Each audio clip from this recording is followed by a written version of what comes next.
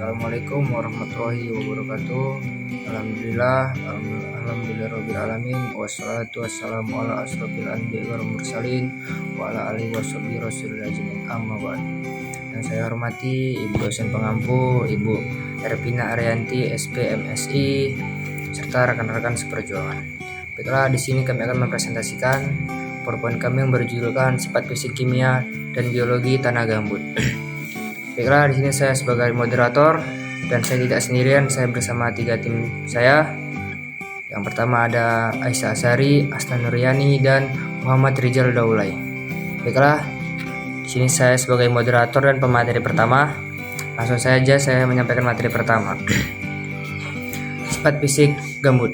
Sifat lahan gambut sangat berbeda dengan tanah mineral, berkaitan dengan sifat kimia, fisika, dan biologi. Ciri lahan gambut dapat berubah akibat adanya tindakan manusia seperti pembukaan lahan, pembakaran lahan, pembuatan saluran drainase, dan penambangan. Baiklah, di sini saya akan melanjutkan tentang sifat fisika tanah. Sifat fisik tanah adalah sifat tanah yang dapat dilihat dan dirasakan oleh indera tangan yang dapat diukur baik di lapangan maupun di laboratorium.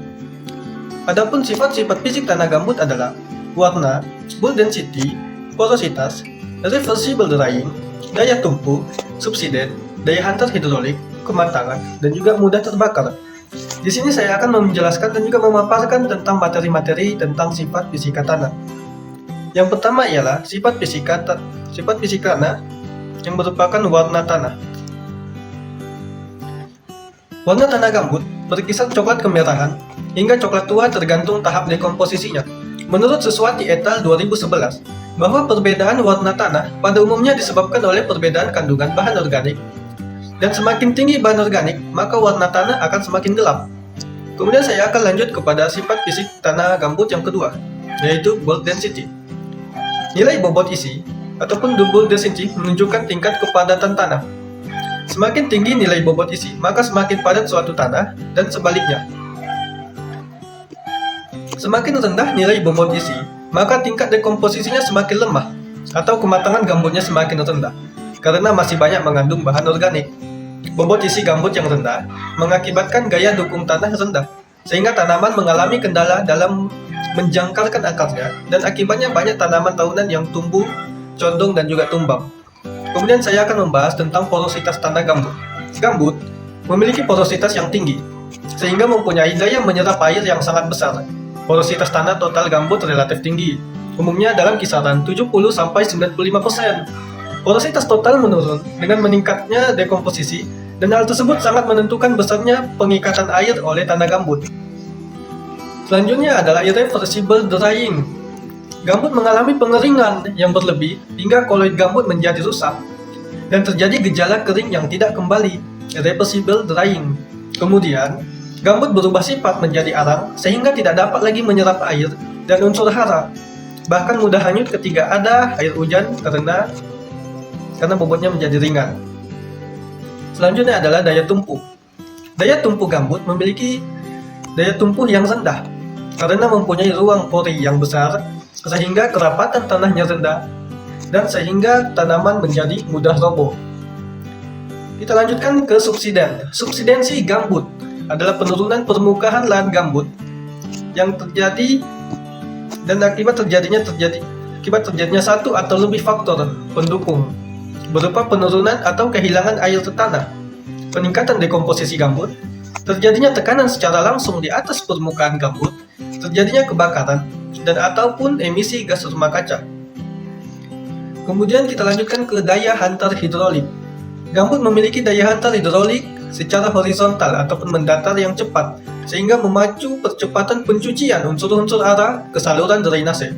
Sebaliknya, gambut memiliki daya hidrolik vertikal ke atas yang sangat lambat. Akibatnya, lapisan atas gambut sering mengalami kekeringan, meskipun lapisan bawahnya basah. Kematangan gambut. Kematangan gambut menunjukkan kehalusan kadar seratnya.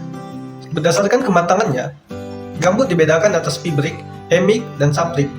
Dan sifat fisik tanah gambut yang terakhir yang akan saya bahas pada kesempatan kali ini ialah mudah terbakar. Lahan gambut cenderung mudah terbakar karena kandungan bahan organik yang tinggi dan memiliki sifat kering tak balik, porositas tinggi, dan daya hantar hidrolik vertikal yang rendah. Kebakaran di tanah gambut sangat sulit untuk dipadamkan karena dapat menembus di bawah permukaan tanah. Di sini saya akan menjelaskan tentang sifat kimia dari tanah gambut. Nah, yang pertama, tanah gambut memiliki KTK yang sangat tinggi. Hal ini disebabkan oleh muatan negatif yang bergantung kepada pH yang sebagian besar dari gugus karboksil dan gugus hidroksil. KTK akan naik apabila pH ditingkatkan. Nah, yang kedua adalah tanah gambut sendiri memiliki pH yang sangat rendah, yaitu 3-5. pH rendah ini disebabkan oleh tumpukan-tumpukan bahan organik yang telah terdekomposisi secara tidak sempurna.